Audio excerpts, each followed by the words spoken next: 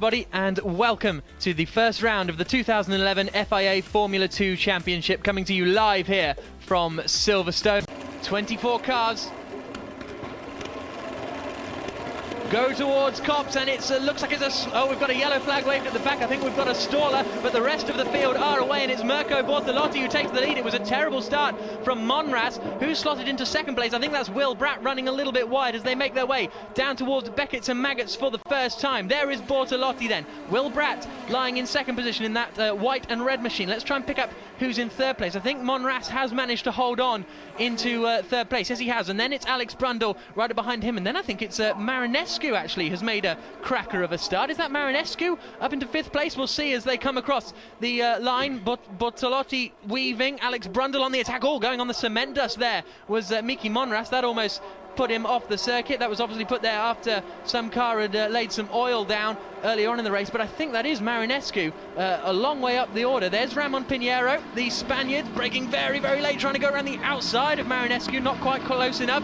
Zanella was flying in there, the Swiss driver. It's all kicking off as they make it through Club Corner, but a poor start for Miki Monras, Joliam. Yeah, Monras looked like he got a good initial getaway, but then he really bogged it, and he might have even had to double clutch to avoid stalling the car, which allowed Will Bratt to get around the outside. He was lucky really not to lose the place to Brundle as well, who's been quick in testing, and I'm sure he'll put pressure on him now. So we're now into the new arena section of the circuit, through the village right-hander, now this left-hander, which is known as the loop, before the very quick left-hander at Atri, which is really an acceleration zone, I think. I think Brundle's just made a mistake, and he looks like he's lost the place to Marinescu in the background there. Well, let's see as they come through. In fact, there's a bit break. Oh, flying back onto the track, Petrov style. Who was that? I think that might have been Jack Clark. Yeah, Jack Clark. But now Brundle is sending one up the inside. Is that going to end well? He's just about got a bit of an overlap. I think that's on Pinheiro. It is. So Pinheiro just about holding off Alex Brundle, who's trying to nose up the inside into Lovefield. Not really an overtaking opportunity, but yeah, good spot there, Jolian. We didn't quite see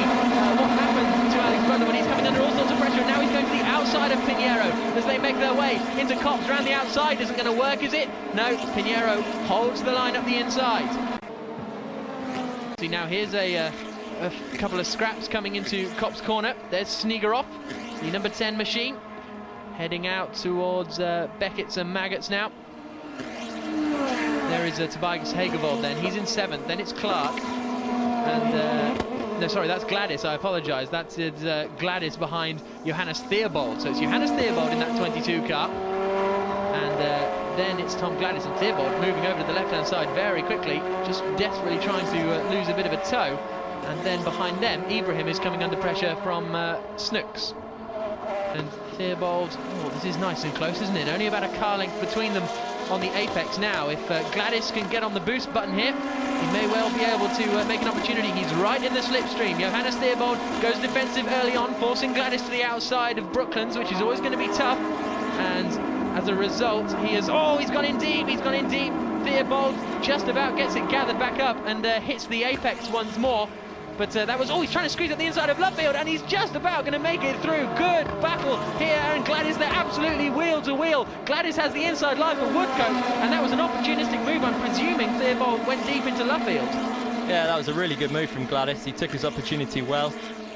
Gladys initially hit the boost coming into the straight in Brooklands. I think Theobald responded with the boost, and then as he was going a little bit quicker in, sent it far too quickly into the corner, ran wide, and Gladys pounced into Lovefield. It's not over yet though, is it? Because they're still scrapping. I thought Theobald might have a little look into Maggots and Beckett's, but that's a brave move. I think we saw Hamilton pull it off in GP2 a few years ago, but this has allowed Max Snegeroff to come right up behind Theobald, so it's a 3-car train heading down into Stowe. I think he's used his boost all over the cement. He goes as Theobald looks to the outside. Snegeroff is hanging on the inside. He's going to go around the outside of Stowe. Surely that's not going to work. Gets a little bit sideways. He manages to, well, he's cut all across the runoff area there. Surely that's not going to be allowed as they break down into the Vale. This is a fantastic scrap, and they're wheel to wheel, and Gladys just about holds on, but here's Max Snegeroff to take both of them through Club. Absolutely fantastic, and Snegeroff holds the position. Gladys goes flying off wide, and he's still on the grass. This is ridiculous stuff, and there's contact on the run up into Abbey.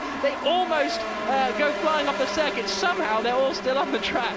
What a scrap, and Theobald on the boost into Stowe there, and actually being a bit naughty on the exit, using the green Astro to gain a bit of an advantage and an overlap on Gladys, and their kerfuffle allowed Snegerev up the inside, and now Theobald's dropping back even further. Yeah, Ibrahim's involved there as well. So Ibrahim is now behind Snooks, and then is that Mikkel Mack? Yeah, Mikkel Mack, the youngest driver in the field.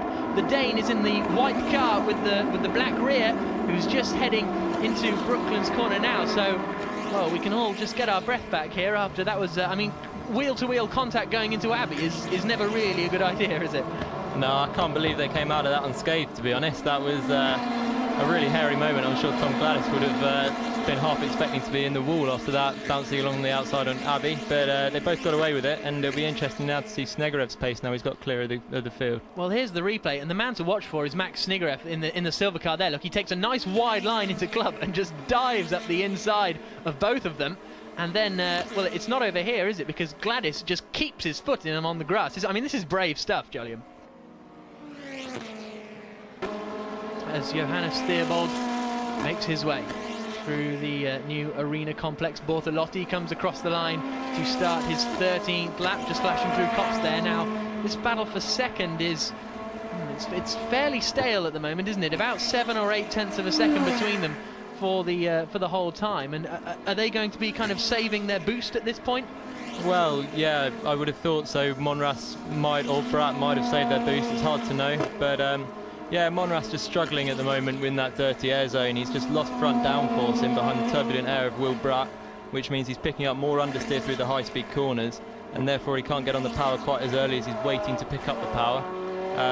But if he's got boost left, then he might be able to use some of that to get past that zone and maybe have a look at Will later on in the race. Oh, we've got Theobald and Snooks off, but we said they were in close company. I don't think it's too much of a stretch to suggest they've come together. Is that at Luffield, I think, perhaps, right at the end of the lap?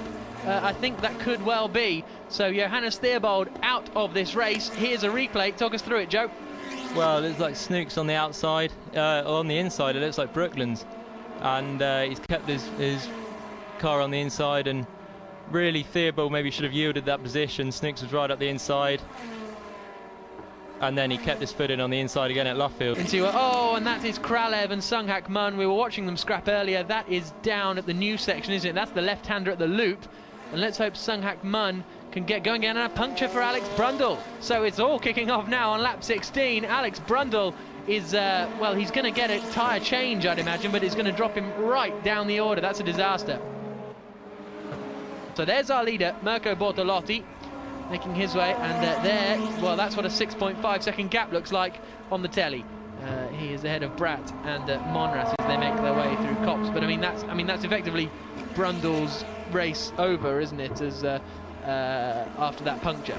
Yeah, he'll be in now with a tyre change. He'll get back out, but he will fall to the back, and it's a real shame for Alex. He was looking like he was going to get a solid points finish, so that'll be a real blow for him. But fortunately, there's a second qualifying tomorrow, and I'm sure he'll be back with a vengeance tomorrow.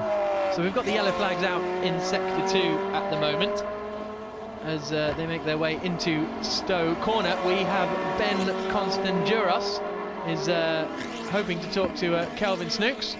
And he's got him, so we'll hear from them now. Yes, indeed, I do. Kelvin, we're about to see on the screen your accident. You've brought the car into the pits. It's damaged and you're out. What's the problem with the car? I think there are no problems, but yeah, I spun, so I thought, yeah, now I see the screams. You see that I'm on the inside, but then he's steering to the left. I think it was not necessary what he did. And then more contact later on? Yeah, twice we had contact, because he was out of the track. Yeah, it's really hard to tell, but I think at the beginning it was not necessary that he came into me. Thanks very much, Kelvin. Sorry to see you go. Thank you very much, Ben, for that investigative journalism down there in the pit lane. Not a happy man, Kelvin Snooks, is he? And well, you can't really blame him. He makes a valid point there that Theobald was, you know, completely off the racetrack, all four wheels over the white line. So the incident between cars 8 and 30, which is Plamen Kralev and Sunghak Mun, will be investigated by the stewards after the race. So there'll be no action taken on that, probably because Plamen Kralev is out of the race, so it'd be a bit harsh to penalise one of them if they're still running, but Sungkakman is now 2 laps down. Brundle is back out, and well, he's set his fastest lap of the race that time around, because they probably put, I don't know if they can put all 4 new tyres on. And also the incident between Johannes Theobald, I think that must be a mistake, because it says car 4, Mirko Bortolotti, but I can only assume that's meant to be 12, Kelvin Snooks, as the second place battle makes it through. So I'm assuming it's the Theobald and Snooks collision that will be investigated, not Theobald and Bortolotti. And now he is heading through Woodcote. He's set purple sectors each time around as he comes across to start the final lap then, and he sets the fastest lap of the race, a 1:52.281. This has been a commanding drive from Mirko Bortolotti, and he only has 3.666 miles to go before he claims the opening round win in the Formula 2 Championship. Bratt and Monras, the gap's dropped down now to 1.4 seconds. Bratt seems to be getting quicker, and Monras seems to be getting slower. Bratt set his fastest lap of the race, but Monras was some 0.7 of a second off the pace. So, you know, unless he's kind of given up, realises he can't get past. But Bortolotti just keeps on going. Another purple first sector. This is an impressive drive.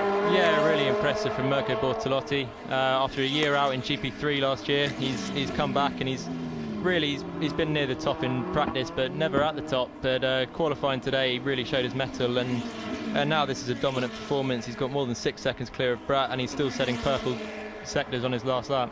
He's about to lap Parthiva Suresh-Waran, who I don't think we've mentioned all race, but Parthiva is out there, the Indian driver in the number 33 car, that dark blue machine, heading down into Village, the red, white and gold Formula 2 machine, which looks a bit like a Lotus of old, doesn't it, as they make their way into the left-hander now. Through Aintree comes Mirko Bortolotti, and don't think he's going to go purple in the middle sector, but if he sets the fastest lap on the race, if he sets 2 consecutive fastest laps on the last 2 laps of the race, it'll be a very impressive performance indeed. No, it's just it's not even a personal best in the middle sector, but I don't think it's going to matter, because he took the lead straight away from the start. A very impressive start as Monras kind of held up the field behind with his poor lap. But the first race of the FIA Formula 2 Championship sees Mirko Bortolotti take the victory then. P1 for Bortolotti, a commanding drive, a 52, setting his fastest lap of the race on the penultimate lap. There is Will Bratt taking second place. Here's confirmation then of the finishing result. Ramon Pinheiro in 5th, Tobias Hagervold in 6th. Christopher Zanella, we didn't talk about him much, but he managed to end up in 7th place after starting in 10th, and not that many in front of him really fell. I'm very, very happy. It was a perfect race, perfect start. We had a good car, I have to be honest. We did a very good job yesterday.